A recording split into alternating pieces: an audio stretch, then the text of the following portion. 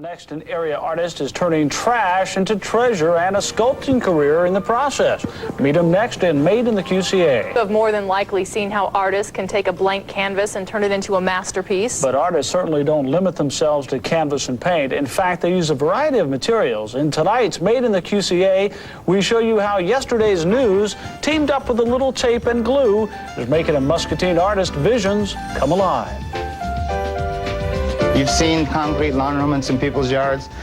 Well, somebody had to sculpt the original for them to make the mold and pour the concrete.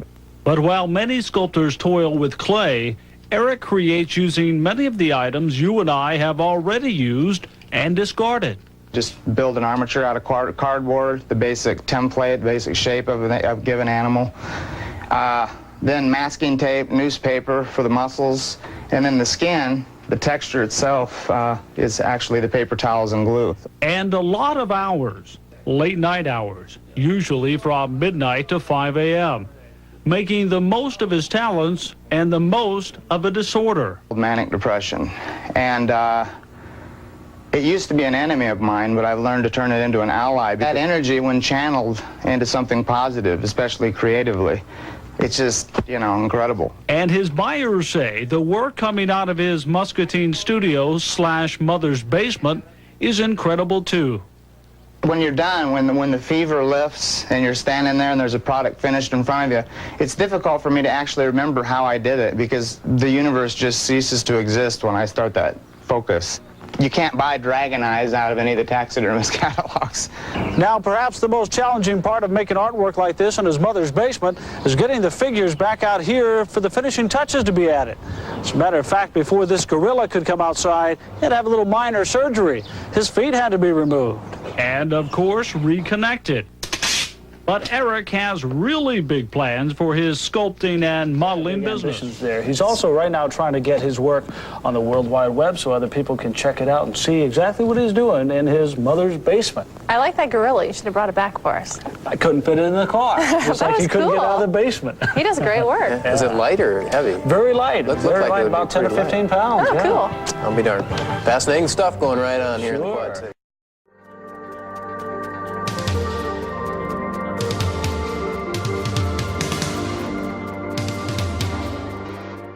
And it's just regular stuff you might find around your house. But one man has used it and had quite a wild time with it. That's next in Made in the QCA.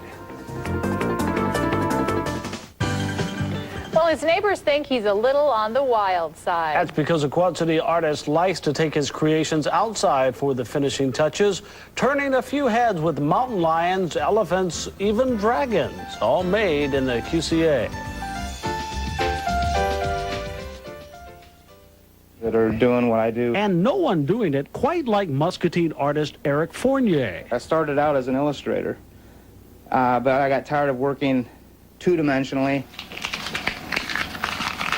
With the simplest of materials, rolls of tape, scraps of newspaper, paper towels, and glue. The bulk of a given subject, as far as musculature and general shape, that's done with newspaper rolled up into cylinders and huge amounts of masking tape. And tools that include a simple butter knife. You want the grain of the fur, in this case, to lie. And a tape measurer to ensure the work he makes in here can get out of here. I've got exactly 23 inches to work with. If it goes 1 inch past that, I've got to use, at that point, that's when the chainsaw will come out. A fate that may lie ahead for this house guest who now stands guard in the kitchen. Eric's focus, drive, and energy comes from an unexpected source. He explains that a disability actually gives him the ability to create. Actually, I've taken that manic depression and turned it into an ally. It can be very much make a victim of people that suffer from it.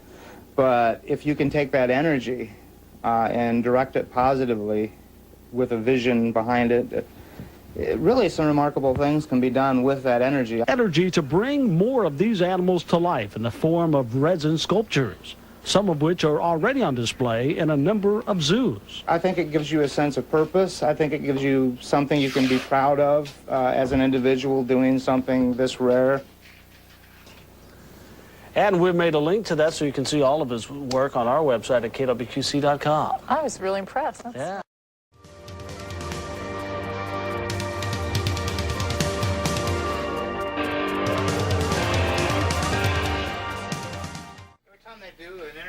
with me, they kind of, don't you think they kind of belittle me in a way? And that's just the tip of the iceberg. I'm talking about the way they approach it. Well, not that I think they should, establish a new orbit in their entire life. Just. Well, for example, the first time they did me, I was living in my mom's basement, and every 12 seconds, if not more, they'd mention I'm living in my mother's basement. The work coming out of his Muscatine studios / mother's basement, perhaps the most challenging part of making artwork like this in his mother's basement. He's also right now trying to get his work on the World Wide Web so other people can check it out and see exactly what he's doing in his mother's basement, and in his mother's basement, and in his mother's basement. I had to beat the chicks off, the phone was ringing, so living in his mother's basement. And I'm like, wow, great. Can't ever hear that enough said about yourself. So this time it was that is kind of ridiculous. Unintentional, yeah. I'm sure, but this time it was oh, can you do some funny things for us? And I go, funny? Who would have a Buster Keaton here? He goes, no. Well, how'd you get that out of there and out here? How'd you get this? You sculpted it in there and you have it out here. And I go, well, I had to use the tape measure liberally. Well, let's do that. Let's get some shots of you measuring, pretending to measure stuff. A tape measurer to ensure the work he makes in here can get out of here.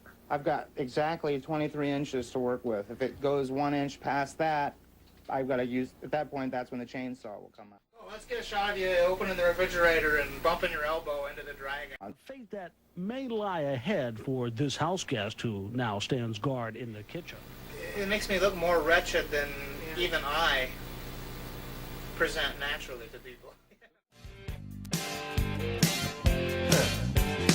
Look at them yo-yos, that's the way you do it. You play the guitar on the empty